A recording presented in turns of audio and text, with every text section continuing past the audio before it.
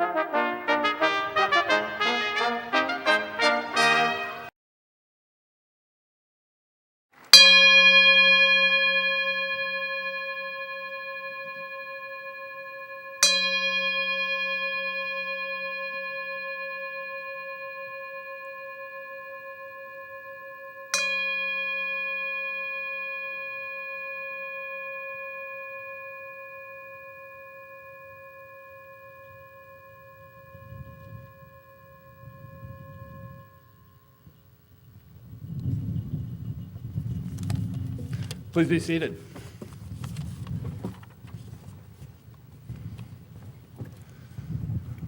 Welcome to the 2010 Stanford University Baccalaureate. I'm Scotty McLennan, the Dean for Religious Life.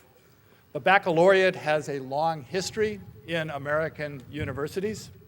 The same word that refers to the college degree also means a religious service for graduating students, according to Webster's dictionary. Here at Stanford, in recent years, the baccalaureate has been a multi-faith experience, celebrating the magnificent pluralism that this university has come to embody. Our two speakers today are from different traditions within Islam. We began, as you heard, with a Buddhist call to prayer, and soon we'll join in a Native American invocation. You'll also hear readings from Christian, Sufi, and Jewish perspectives. Talisman will sing a spiritual song in Zulu, as well as a classic hymn from the Black Church in America. Taiko's drumming blessing has Japanese roots. Menlo Brass Quintet's music is from the Western European canon.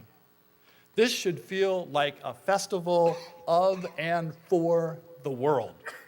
The theme for this year's service is transformation, both of the social order and of individual consciousness. We're deeply honored to have Eboo Patel here today to deliver the Baccalaureate Address.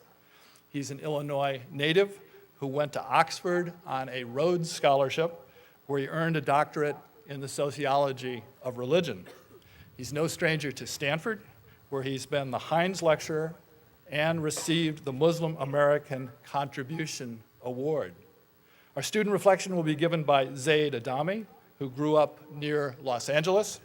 Today, he'll be receiving both his undergraduate degree in philosophy and religious studies, and also his master's degree in sociology.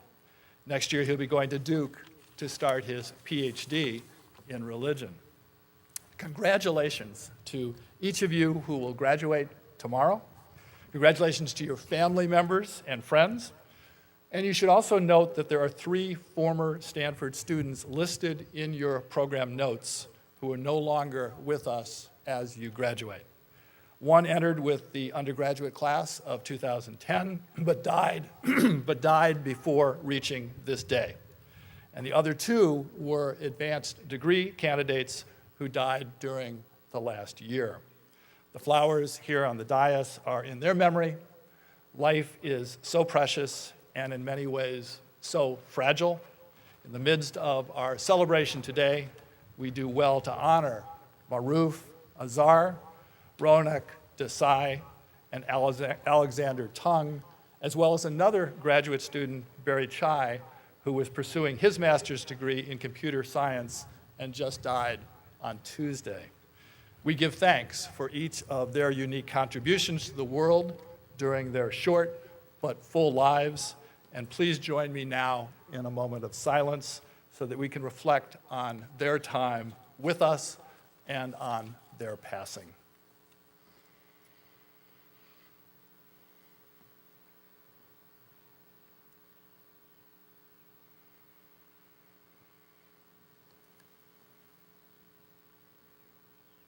Amen.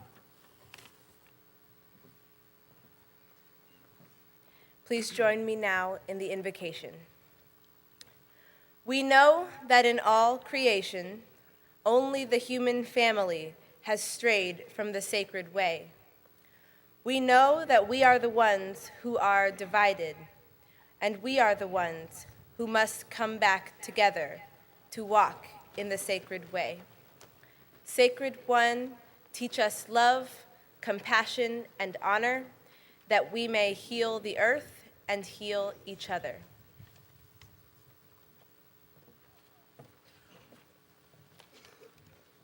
A reading from the Christian tradition, patient trust.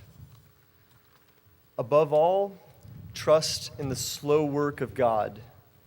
We are quite naturally impatient in everything to reach the end without delay. We should like to skip the intermediate stages. We are impatient of being on the way to something unknown, something new. And yet it is the law of all progress that it is made by passing through some stages of instability, and that it may take a very long time. And so I think it is with you. Your ideas mature gradually. Let them grow.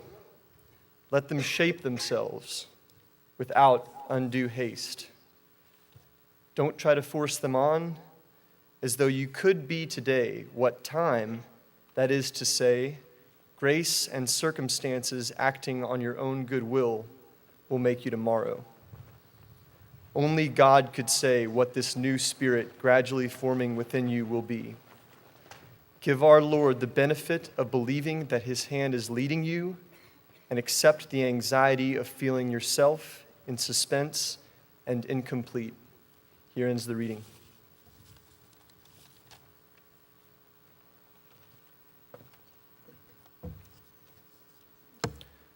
Sufi reading, I Have Learned So Much by Hafiz of Shiraz. I have learned so much from God that I can no longer call myself a Christian, a Hindu, a Muslim, a Buddhist, a Jew. The truth has shared so much of itself with me that I can no longer call myself a man, a woman, an angel, or even pure soul. Love has befriended Hafiz so completely, it has turned to ash and freed me of every concept and image my mind has ever known.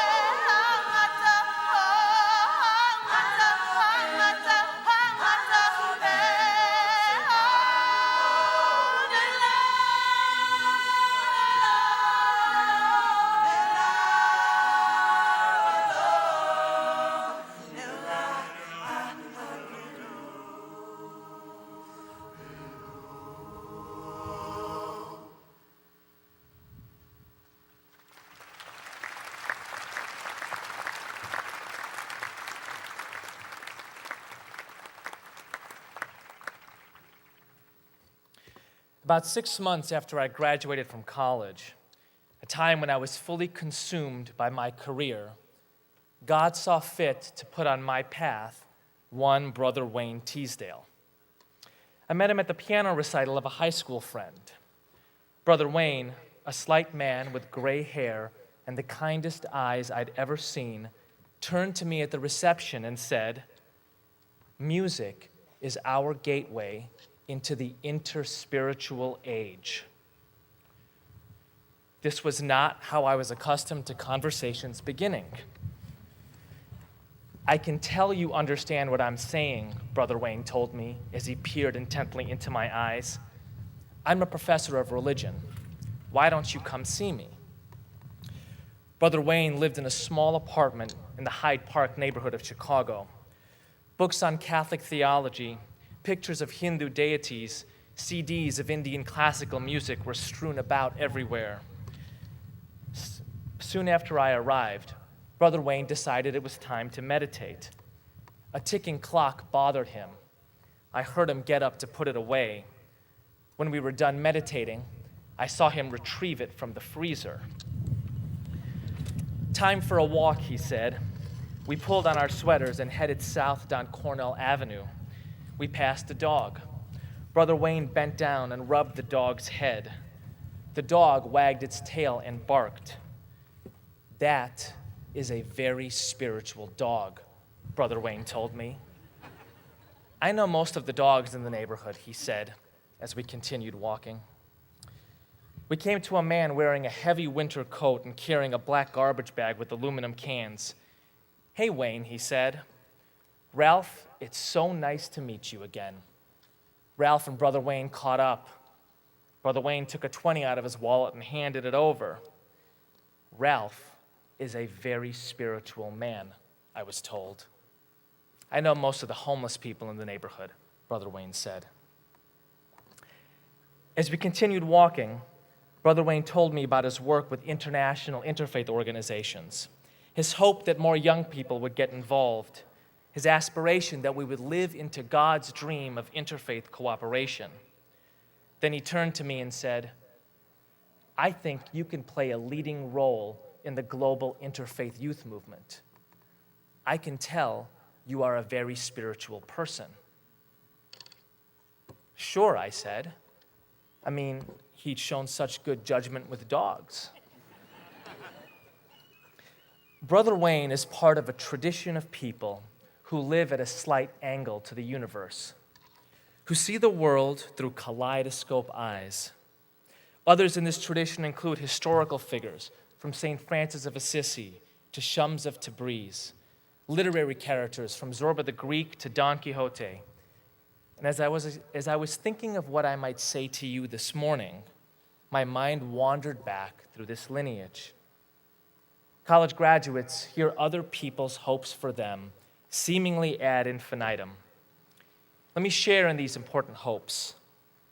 I hope that you and your families take great pride in this day, that each of you has much worldly and material success, that you discover ways to serve that both bring your heart great gladness and meet the world's great need, that you find and keep true love, that you cultivate your inner capacities of faith and reflection. But I wish for you something else, that you have at least one person in your life who is a little bit crazy, who thinks that windmills could be giants, who cannot pass a flock of birds without stopping to preach the gospel, someone willing to take on the big nurse so that the loony bin can watch the World Series, someone who insists on lighting out for the territory ahead of the rest because he can't stand the Aunt Sallies of civilization. I wish for each of you your own Brother Wayne, someone who, as Ani DeFranco says, has eyes like neon signs flashing open, open, open all the time. At the very least, a Brother Wayne would add a new dimension to your life. He might even transform it completely. Consider the story of the great Muslim figure Rumi. Rumi, trained as a scholar of Islamic law, was famous for his careful analysis and stern lectures. One day, While Rumi was preparing to teach his university class, a man in rags appeared, pointed to Rumi's scholarly books, and asked, "What are these?" "You wouldn't understand," said the scholar scornfully. With a wave of his hands, the man in rags set the books alight. Shocked, Rumi asked, "What was that?" "You wouldn't understand," said the man in rags, turned and disappeared. In that flash of magic, Rumi found a moment of clarity in which he recognized a deeper purpose. The man in rags was Shams of Tabriz. He became Rumi's mentor on the path of Muslim mysticism, the path of Sufism. Their friendship inspired Rumi to write poetry some have called the Quran in the Persian tongue, poems loved all over the world, even till today. Well, Brother Wayne never set any books on fire, although he did singe the curtains once while lighting a meditation candle. He did transform my life. That transformation took place most fully and most sharply on this campus in June of 1998. Brother Wayne sent me to an Interfaith conference here at Stanford 12 years ago, and he said to me, "There are lots of very spiritual people who are going to be at this conference. They will be drafting documents, they will be curating ceremonies, they will be preparing for the next conference." In that soft, subtle way, Brother Wayne expressed his sense of urgency of why an interfaith youth movement. If religious extremism continues to be a movement of young people taking action, and interfaith cooperation continues to be a movement of senior theologians drafting documents, we lose. Something about being Brother Wayne's emissary, something about this piece of earth that has nurtured American dreamers from Steinbeck to Google, created in me a kairos. I woke up one morning during that conference and I realized something very clear and very simple. The prophets of every tradition brought commands of their adherents to serve. Our world cries out for service.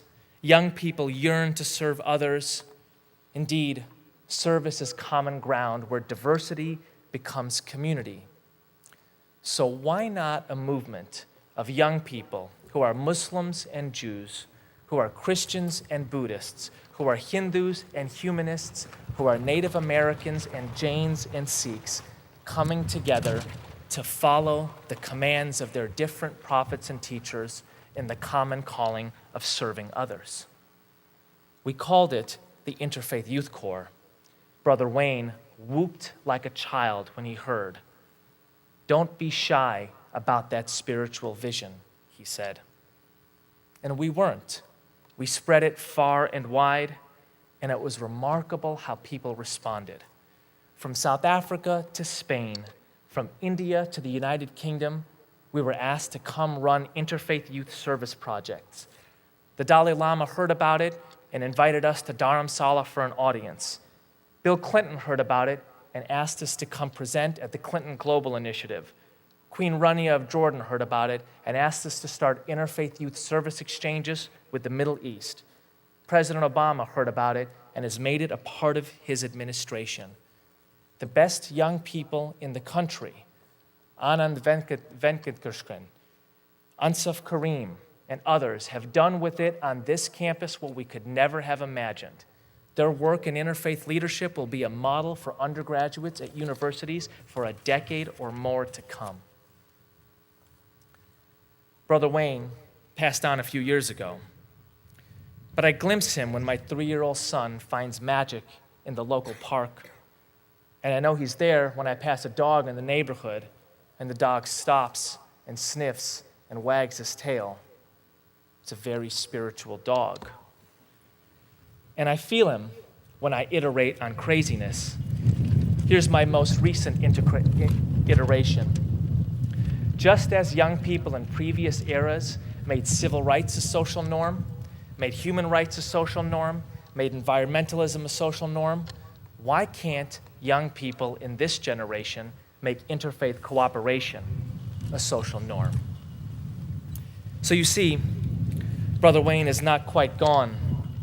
He's in my blood and my bones, in my dreams and my du'as. He's coaxing me to be a little bit crazier. He's comforting me when things don't go quite right. He's whispering in my ear that cosmic line from Rumi: start a huge, foolish project like Noah. Stanford graduating class of 2010. I wish for you nothing more than your very own Brother Wayne. Jazakallahu khair.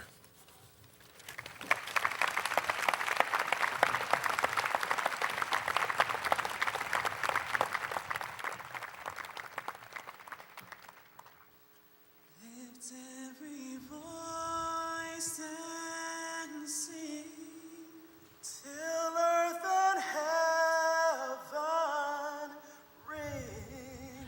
Ring with the harmony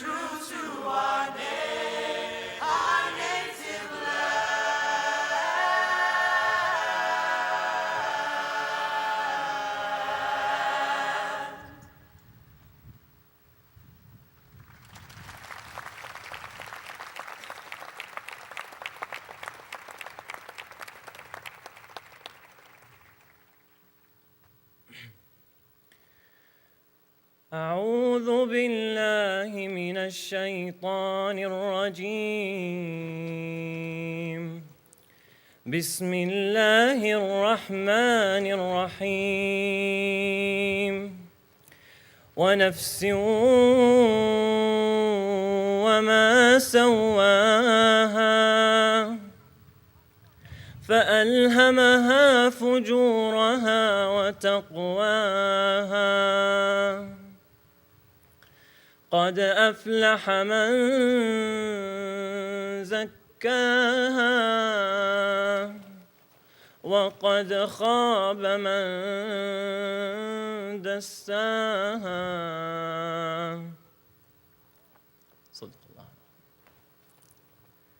It is said in the Quran, the most sacred of texts in my religious tradition, as the author swears by the human soul, saying, and by the soul and what has fashioned it, and how it is imbued with moral failings as well as righteousness.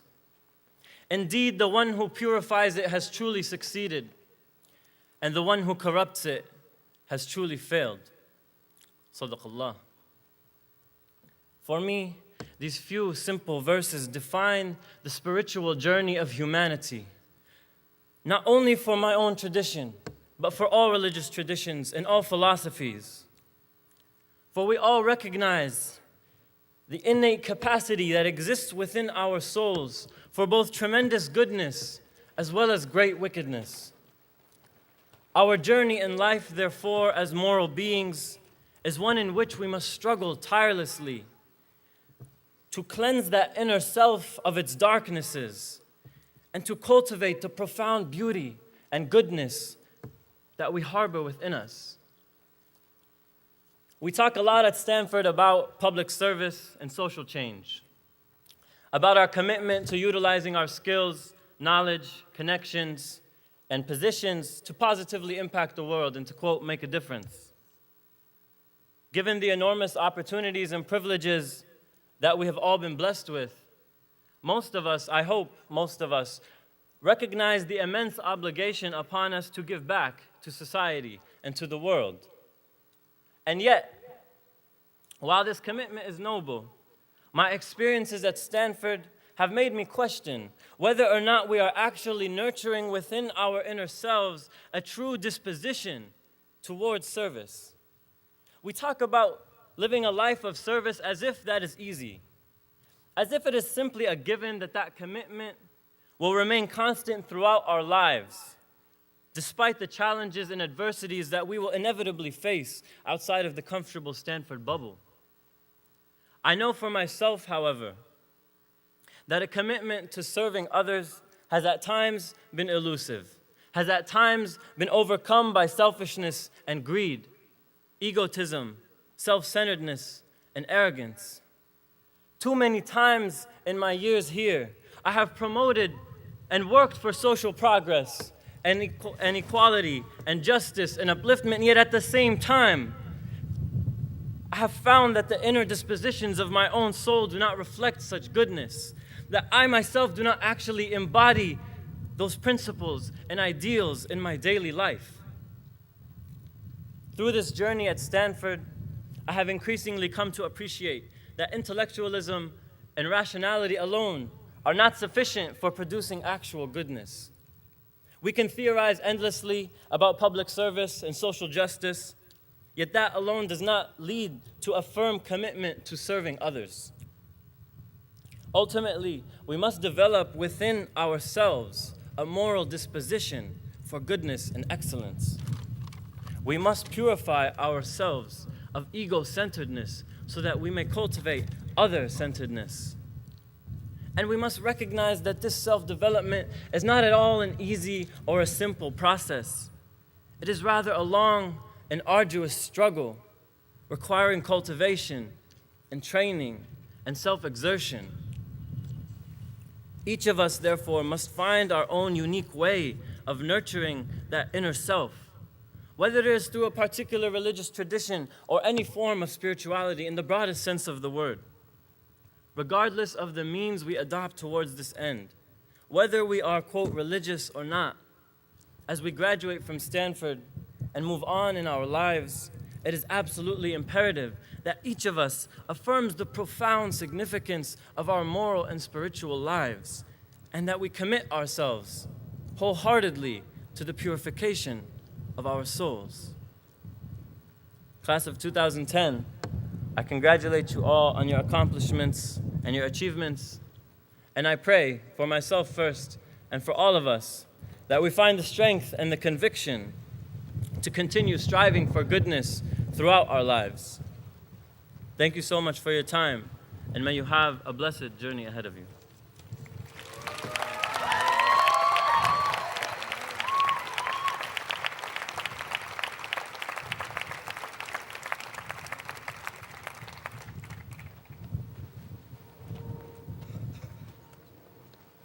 Please rise for the benediction.